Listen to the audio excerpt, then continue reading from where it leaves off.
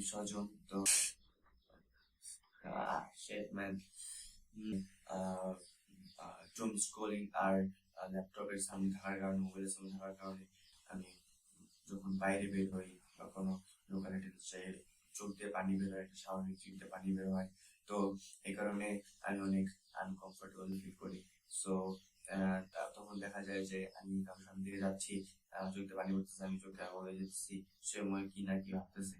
So it's very shy movement for socialising.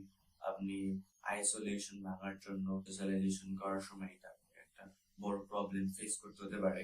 So পাওয়ার মানে কোনো পাওয়ার থাকবে না, ওরকম একটা গ্লাস ইউজ করতে পারেন। যেমন আমার কাছে একটা আছে।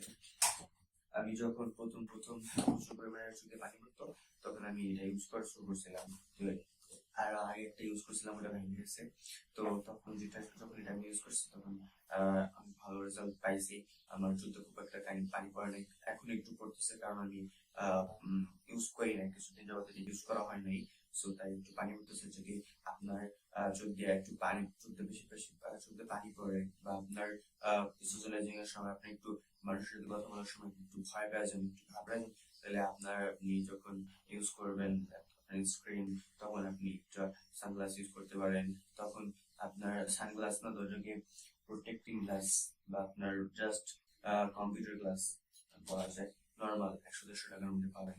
তো আপনি ইউজ করতে পারেন, এটা খুবই helpful. So thanks for watching guys, by.